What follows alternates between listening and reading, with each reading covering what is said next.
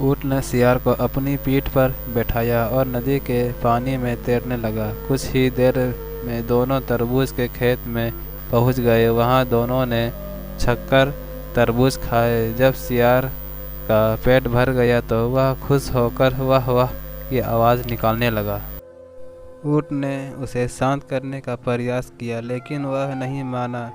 उसकी आवाज़ खेत के कुछ दूरी पर रहने वाले किसान के कानों में पड़ गई। वह समझ गया कि खेत में कोई घुस गया है। हाथ में लाठी लेकर वह दौड़ता हुआ खेत में पहुंचा, जहां उसने ऊँट को खड़ा पाया।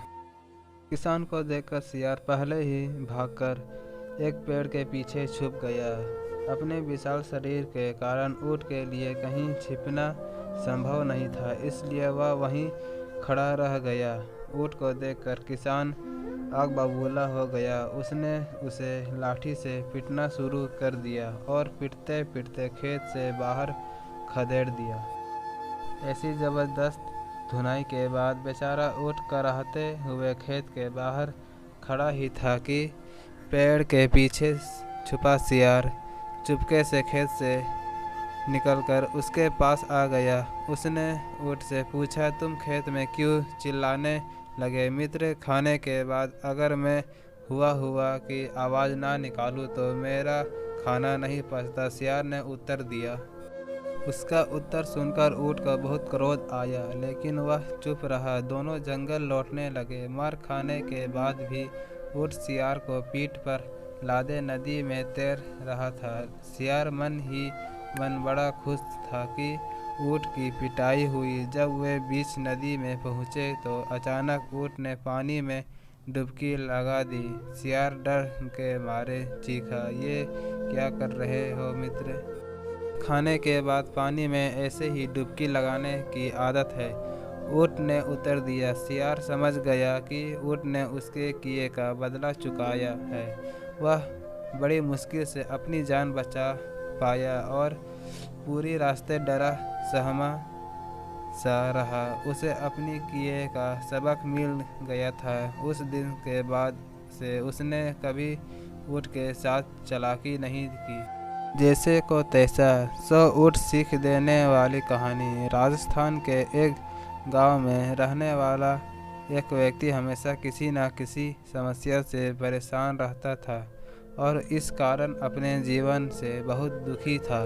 एक दिन उसे कहीं से जानकारी प्राप्त हुई कि एक पीर बाबा अपने काफिले के साथ उसके गांव में पधारे हैं।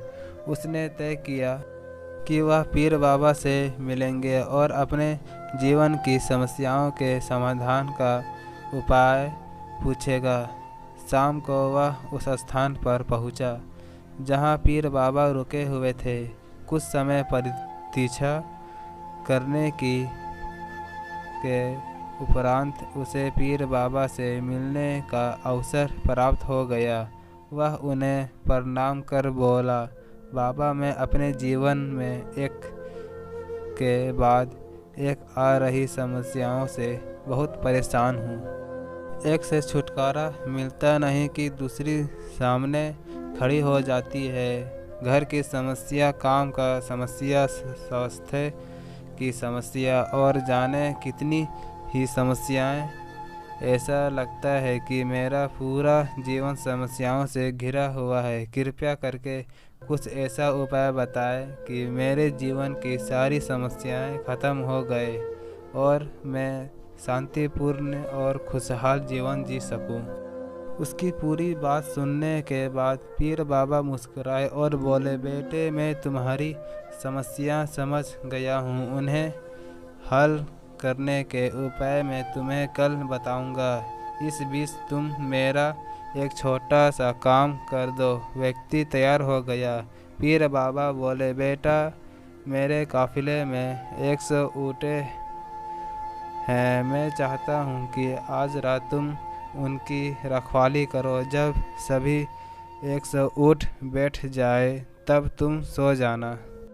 यह कहकर पीर बाबा अपने तंबू में सोने चले गए। व्यक्ति ऊँटों की देखभाल करने चला गया। अगली सुबह पीर बाबा ने उसे बुलाकर पूछा, बेटा तुम्हें रात को नींद तो अच्छी आई ना? कहाँ बाबा, पूरी रात मैं एक पल के लिए भी सो ना सका। मैंने बहुत प्रयास किया कि सभी उठ के एक साथ बैठ जाए ताकि मैं चैन से सो सकूं, किंतु मेरा प्रयास सफल ना हो सका। कुछ उठ तो सवस्था बैठ गए, कुछ मेरे बहुत प्रयास करने पर भी नहीं बैठे, कुछ बैठ भी गए तो दूसरे उठ खड़े हुए। इस तरह पूरी रात बीत गई। व्यक्ति ने उत्तर दिया। पीर बाबा मुस्कुराए और बोले, यदि मैं गलत नहीं हूँ तो तुम्हारे साथ कल रात यह हुआ।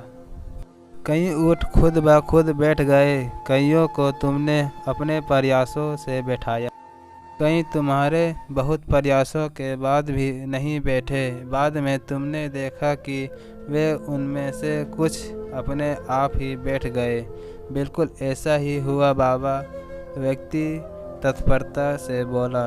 तब पीर बाबा ने उसे समझाते हुए कहा, क्या तुम समझ गए कि जीवन की समस्या इसी तरह है? कुछ समस्याएं अपने आप ही हल हो जाती है, कुछ प्रयास करने के बाद हल होती है। कुछ प्रयास करने के बाद भी हल नहीं होती। उन समस्याओं को समय पर छोड़ दो, सही समय आने पर वे अपने आप ही हल हो जाएंगी। कल रात तुमने अनुभव किया होगा कि चाहे तुम कितना भी प्रयास क्यों ना कर लो, तुम एक साथ सारे ऊँट को नहीं बैठा सकते। तुम एक को बैठाते हो तुम तो दूसरा खड़ा हो जाता है, दूसरे को बैठाते हो तो तीसरा खड़ा हो जाता है। जीवन की समस्या इन ऊँटों की तरह ही है। एक समस्या हल होती नहीं कि दूसरी खड़ी हो जाती है। समस्याएं जीवन का हिस्सा है और हमेशा रहेगी। कभी ये कम है तो कभी ज़्यादा। बदलाव तुम्हें समय में लाना है और हर समय इनमें उलझे रहने के स्थान पर इन्हें एक तरफ रखकर जीवन में आगे बढ़ना है। व्यक्ति को पीर बाबा की बात समझ में आ गई और उसने निश्चय किया कि आगे से वह कभी अपनी समस्याओं को खुद पर हावी होने नहीं देगा। चाहे सुख हो या दुख, जीवन में आगे बढ़ता चला जाएगा। फिर सियार, कौवे और ऊँट की कहानी। एक दिन उसने अपने अनुचरों की सभा बुलाई।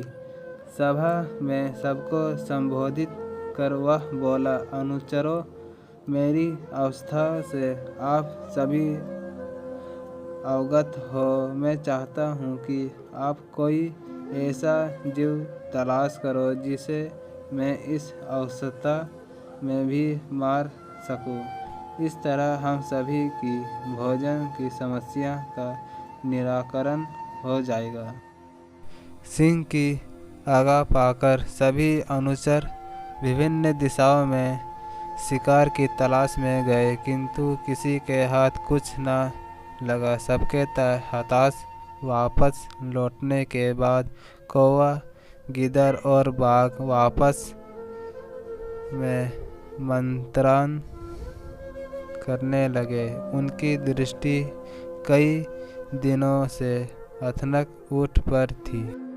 मित्रों, कथनक इस वन में रहकर कितना हष्ट-पुष्ट हो गया है।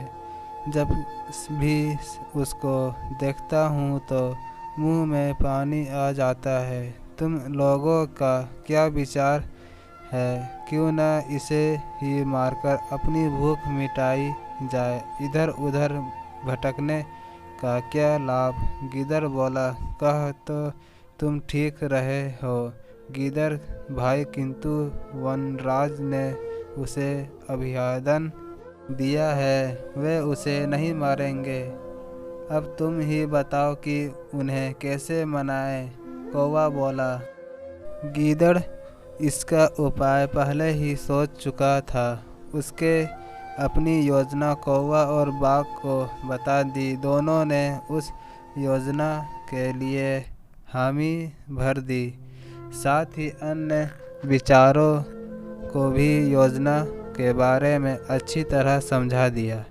इसके बाद वे सिंह के पास पहुँचे। गीदड़ आगे आकर बोला, वनराज, हम सबने आपके लिए शिकार की बहुत खोज की, किंतु हमें कहीं न मिला। कथनक शारीरिक रूप से विशाल है और अब तो वह हष्ट-पुष्ट भी हो गया है। यदि आप उसका शिकार करें तो हमारे कई दिनों के भोजन की व्यवस्था हो जाएगी। मैंने उसके अभिवादन दिया है, मैं उसे नहीं मार सकता। सिंह ने दो टूक उत्तर दिया। यदि कथनक समय को आपकी भूख मिटाने प्रस्तुत करे तो तब तो आपको कोई आपत्ति नहीं होगी। गीदड़ बोला, नहीं, तब तो कोई आपत्ति नहीं है, किंतु क्या वह ऐसा करेगा? सिंह अचरज में बोला, वनराज, कथनक क्या आपके भूख मिटाने तो इस वन के समस्त प्राणी तत्पर है, आप आज्ञा करें। इस तरह गीदड़ ने अपनी चिकनी चुबड़ी बातों से सिंह को मना लिया। उसके बाद वह कथनक के पास पहुंचा और उसे बोला, शाम को वनराज ने एक सभा रखी है जिसमें तुम्हें भी बुलाया गया है। शाम को सिंह की सभा में वन के सभी जीव उपस्थित थे। कथनक भी उपस्थित हुआ। गीदड़ ने भरी सभा में कहा, वनराज, हम सभी आपकी अवस्था देख बहुत दुखी हैं। आज हम सभी यहाँ उपस्थित हुए हैं ताकि आपके भोजन के लिए समय को समर्पित कर सके। इसके बाद एक एक कर सभी जीव सामने आकर समय को सिंह के भोजन के लिए प्रस्तुत करने लगे, किंतु गीदड़ उनमें कोई न कोई कमी निकाल देता है और सिंह उन्हें खाने से मना कर देता। इस तरह किसी को झूठा, किसी के शरीर पर बाल, किसी के तेज नाखून होना यदि बहाने बनाकर गीदड़ उन्हें बचाता गया। जब कथनक की बारी आई और उसने देखा कि सारे जीव समय को सिंह के सामने प्रस्तुत कर रहे हैं और सिंह किसी को भी नहीं मार रहा, तो सबकी देखी उसने भी समय को सिंह के सामने प्रस्तुत कर दिया। वनराज, उसके मुझ पर बहुत उपकार है। अब जब सबको आवश्यकता आ पड़ी है तो मैं समय को आपके समक्ष प्रस्तुत करता हूँ। कृपया मुझे मारकर अपनी भूख मिटा लीजिए। कथनक को विश्वास था कि अन्य जीवों की तरह सिंह उसको भी नहीं मारेगा, किंतु जैसे ही कथनक की बात पूरी हुई, गीदड़ और बाघ उस पर टूट पड़े और उसे मार डाला।